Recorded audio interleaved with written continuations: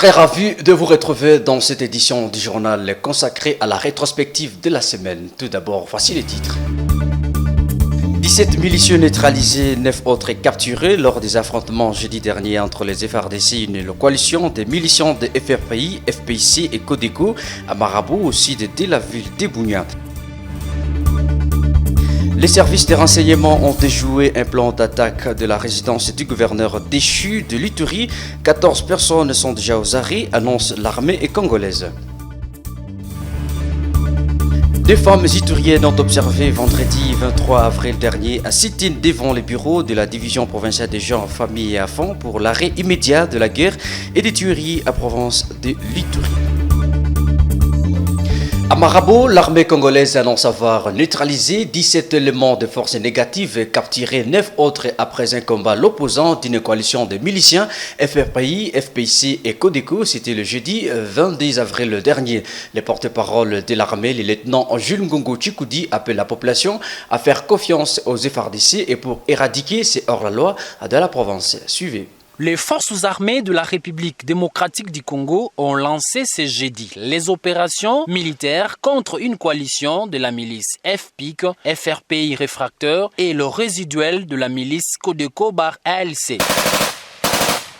Après les intenses combats, les forces régulières ont neutralisé 17 milices et 9 autres capturés. Donc, un élément de la FRPI de la communauté Ngiti et 8 autres ici de la communauté Bira, par eux, un mineur. Shukuru, toka kubalazana Nyakundi. Nyakundi kwa kufanya nini ya milisi chini ya kilima. Jitaku BF.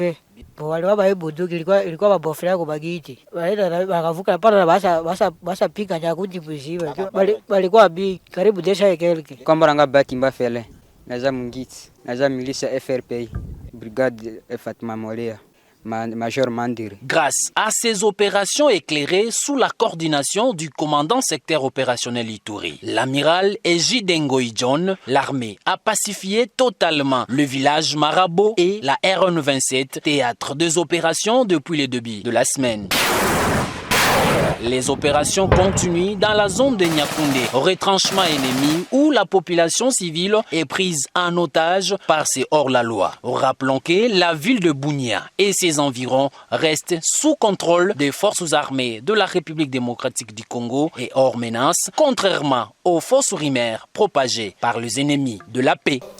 Le déploiement de la 11e brigade de commando d'intervention rapide à Bunia sur instruction du chef de l'État en vue de renforcer la sécurité en Ituri, les provinces à proie de l'insécurité, et ce qui réjouit les habitants de Bunia de leur entrée samedi 24 avril. Suivez. Sourire aux lèvres et le visage rayonnant de joie, c'est l'expression observée aujourd'hui au sein de la population iturienne dès l'entrée de la 11e brigade commando des réactions rapides. C'est sur instruction du commandant suprême que les forces armées sont à la phase de déploiement avec de nouvelles unités pour sécuriser davantage la population ainsi éradiquer l'insécurité. Le chef de l'État et commandant suprême des forces armées a répondu aux cris de détresse de sa population dans la province de l'Ituri. Je demande à tous de bien se tenir parce que notre riposte sera impitoyable et jusqu'à l'éradication totale de cette violence à l'Est. C'est le sens de l'arrivée de la 11e brigade de réaction rapide en déploiement ici à Bunia. 14 personnes ont été arrêtées à Kanyasi dans le quartier Bakongolo à Bunia, lors de l'aéroport national de Morongo avec une arme du type AK-47, 5 chargeurs garnis et des effets militaires selon le porte-parole du secteur opérationnel des FARDC en Ituri. Et ces hommes ont été surpris par le service de renseignement en train de planifier une série d'attaques dans la ville de Bunia. Reportage Freddy Oupar. 14 personnes au total ont été appréhendées dans la périphérie de la ville de Bunia sur l'avenue Kanyasi au quartier Bakongolo. C'est au cours des opérations éclairées de la 32e région militaire et de la PNC que ces hommes ont été pris la main dans le sac avec une arme du type AK-47, 5 chargeurs garnis et des effets militaires. Présenté devant la presse locale par le porte-parole militaire ce vendredi 23 avril 2021 au quartier général de la 32e région militaire, certains ont reconnu leur appartenance à la milice Codeco Bakongo et FPIC, infiltrés dans la ville de Bunia pour orchestrer l'attaque dans la résidence du gouverneur Jean-Baptiste Saïdi. Ils sont venus espionner tout d'abord et ensuite mener une attaque ciblée sur la résidence du gouverneur de province Jean-Baptiste Saïdi. C'est eux qui l'ont dit ça.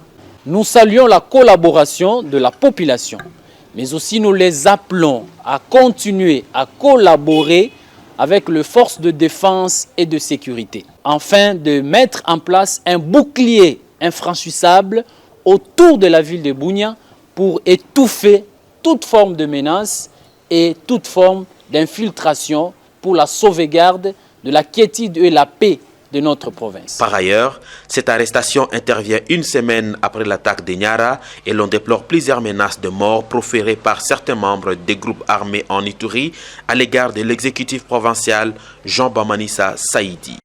Les femmes de l'Ituri ont exprimé leur désolation par des pleurs de prières sur l'insécurité persistante dans leur contrée. Elles demandent l'implication des autorités état nationales et provinciales pour la cessation des hostilités. Et c'était lors d'un sit-in organisé vendredi dernier à travers la province. Suivez ces reportages. Vêtues de pagne frappées au motif de 8 mars et des blouses noires ainsi que d'un foulard blanc sur la tête, assises par terre sous un soleil caniculaire, des larmes aux yeux, ces femmes de l'Ituri implorent les dieux tout-puissants pour le retour de la paix. On pouvait lire sur le bout de papier qu'elles tenaient en main « Non aux tueries, Tunataka Salama, arrêtez de nous violer ». Tout de même, elles formulent quelques recommandations. Nous demandons aux autorités tant nationales que provinciales de mettre fin le plus rapidement possible aux exactions, aux attaques et aux troubles qui se déroulent dans la province de l'Ituri et de rétablir une paix durable pour la population. Par rapport à la turbulence politique entre les deux institutions de la province, les femmes de l'Ituri sont claires. Les femmes de l'Ituri disent non à la déstabilisation des institutions politiques de la province pour ne pas donner l'occasion aux ennemis de la paix d'émerger et de déstabiliser la province. Présente à cette cérémonie, l'administrateur du territoire d'Irumu, en proie à la recrudescence de l'activisme des groupes armés, ne manque pas de mots à adresser non seulement à sa population, mais aussi aux femmes. Organiser les dialogues francs, inter- et extra-communautaires pour la cohabitation pacifique, l'acceptation et la culture des pardons. Signalant que c'est pour la énième fois que les femmes de l'Ituri se réunissent pour décrier l'insécurité dont elles sont les premières victimes en Ituri. Le gouverneur des provinces, Jean-Baptiste Saïdi, s'est envolé sur Kinshasa vendredi 23 avril dernier par un vol régulier de la compagnie CAA. Dans son agenda, plusieurs rencontres sont prévues, notamment avec les différentes autorités au niveau national et autres bailleurs de fonds. Jean-Baptiste Saïdi a salué l'initiative des députés et sénateurs de l'Ituri d'emboîter le pas, les efforts de la paix et pour mettre fin au phénomène des groupes armés à province de l'Ituri. Reportage. Son déplacement de Kinshasa n'est pas synonyme d'un repos. Au cours de son séjour de travail à la capitale RD congolaise, Jean-Baptiste va rencontrer plusieurs autorités dans le cadre de suivi des dossiers concernant la province de l'Ituri. Parmi ceux-ci, la situation sécuritaire qui ne favorise pas le décollage de la province. La situation, elle est grave, il ne faut pas la minimiser. Nous devons faire rapport au gouvernement central et au chef de l'État sur la situation qui prévaut en Ituri, comme nous le faisons d'ailleurs tous les jours. Nous avons besoin d'une armée forte, d'une police forte, ce qui est en train d'être fait. En représentant du chef de l'État, le gouverneur des provinces Jean-Baptiste met en garde tout individu ou groupe d'individus usurpant l'emblème de l'union sacrée pour des intérêts égoïstes. Que les opportunistes politiciens ne doivent pas utiliser l'union sacrée comme leur tremplin pour déstabiliser le pays ou bien se faire une place. C'est plutôt l'entendement et la participation citoyenne de chaque groupe politique qui adhère à ce que nous ayons l'unité et le progrès, le développement de notre pays et de notre province. L'agenda du gouverneur prévoit aussi la rencontre avec plusieurs bailleurs de fonds dans l'objectif d'arracher les investissements dans différents domaines, le tout au profit de la province. En sport, l'SV Club a eu raison de Maniema-Union sur le score d'1-0 mercredi 21 avril dernier au stade Joseph Kabila de Kindu à match du championnat national de football l'UNAFoot. L'unique réalisation de la rencontre est l'œuvre de Fiston Kalala Maele à la 51e minute qui élève son compteur début à 7. En Espagne, Real Madrid a fait un match nul de 0 but partout avec Real Betis et suivez les temps forts de cette rencontre. Et puis à Bundesliga, Metz a battu Bayern de Munich par 2 buts à 1. Suivez. I think that's a good idea. Maybe a chance here for Burkhardt. What a start! Here we go. Mvena. It's a really good ball in! And there is the second goal! Robin Quaison! Forward towards Lewandowski. Oh, that's awkward. It is Lewandowski!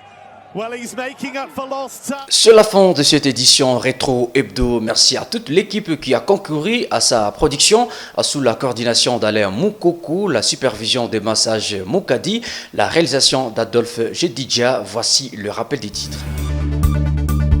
17 milicieux neutralisés, 9 autres capturés lors des affrontements jeudi dernier entre les FARDC et une coalition des miliciens de FRPI, FPIC et Codeco à Marabout, au sud de la ville d'Ebounia. Les services de renseignement ont déjoué un plan d'attaque de la résidence du gouverneur déchu de l'Ituri. 14 personnes sont déjà aux arrêts, annonce l'armée congolaise. 2 femmes ituriennes ont observé vendredi 23 avril dernier un sit-in devant les bureaux de la division provinciale des gens, familles et enfants pour l'arrêt immédiat de la guerre et des tueries à Provence de l'Ituri.